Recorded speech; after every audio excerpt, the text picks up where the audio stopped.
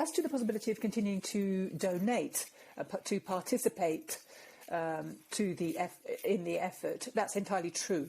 As the President said, it's the beginning of the financing effort, not a single event, not a one-off event. Merci. Thank you. Mose? On external affairs. No, not exactly. It's more about European solidarity and the economic recovery of this crisis. Okay, then hold on. Patricia, you have a question on foreign affairs?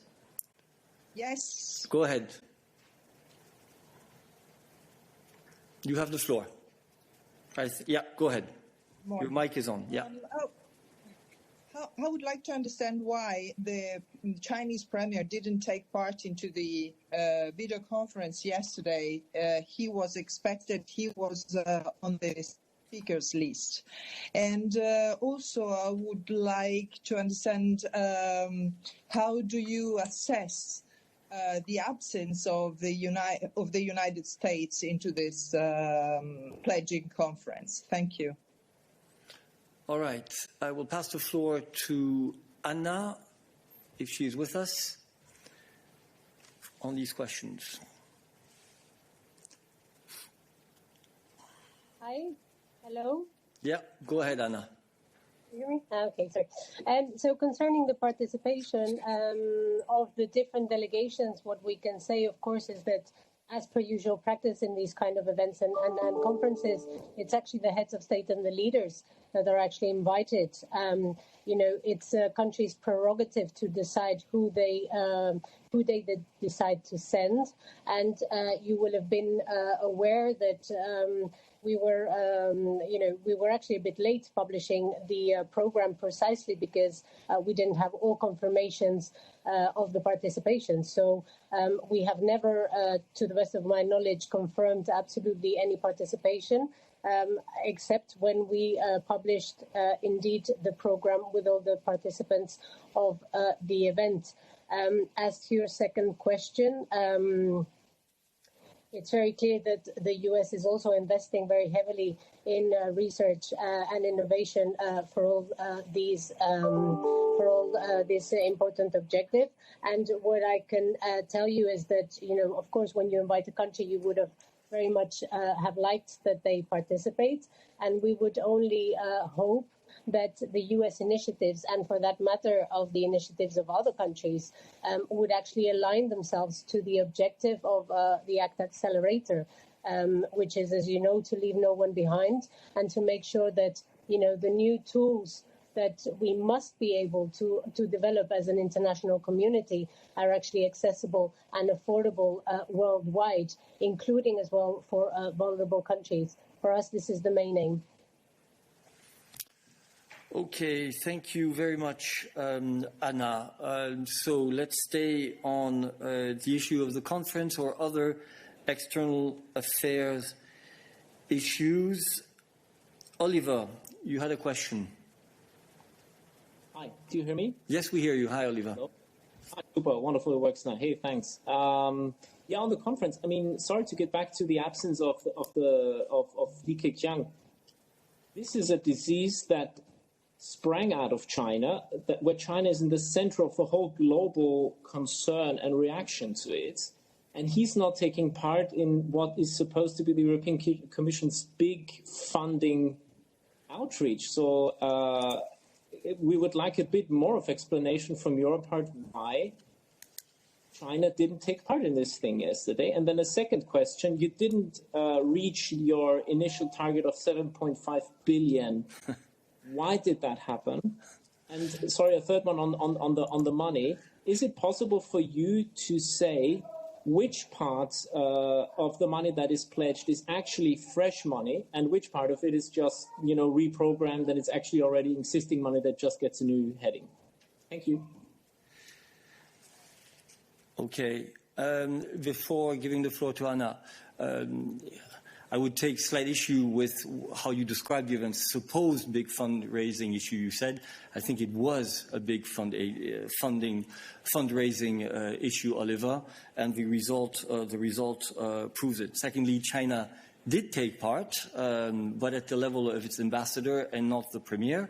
On the reasons why it was the ambassador who was selected, I would ask you to direct your questions to the Chinese. We send out an invitation. It is up to the Chinese to decide, as Anna said, and it is up to them to explain why they send one representative in particular. On the fact that we did not reach the exact amount, well, we aimed for 7.5 or the equivalent of $8 billion. We reached the equivalent of $8 billion. Almost 7.5 billion euros. Quite frankly, we are extremely happy with the result of the conference. Honestly, it is a very significant amount, and it's the beginning of the pledging effort, not the end. So we are very confident that in the days and weeks to come, we will continue to receive contributions towards the goal. On the issue of what you call fresh money, I would ask Anna to provide you with some more details on that.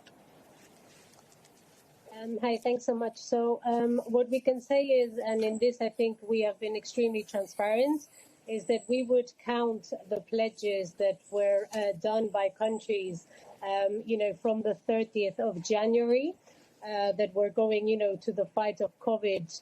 And they were going, through the WHO, precisely because it's when the WHO declared the pandemic, the coronavirus pandemic, the health emergency. And, we did not want to punish, the countries that had been first to react in support.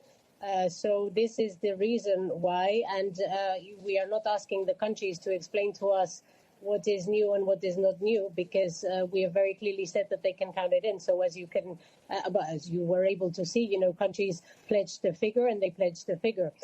Now, from what we can say from the EU side, because of course we do know what we're pledging and we have the breakdown, what we can say is that from the 1.4 billion that we pledged, and this is 1 billion in grants and 400 million in guarantees for loans, we can say that 910 billion have not been announced so far, and hence would be considered by the press as new money, as what you consider not previously announced. And if you completely want the breakdown of where that comes from, you would have 675 million that would come from Horizon 2020. We have 150 million that are coming from the Emergency Support Instrument for Health. We have another 80 million that are coming from RESC-EU, and another 5 million to support the WHO.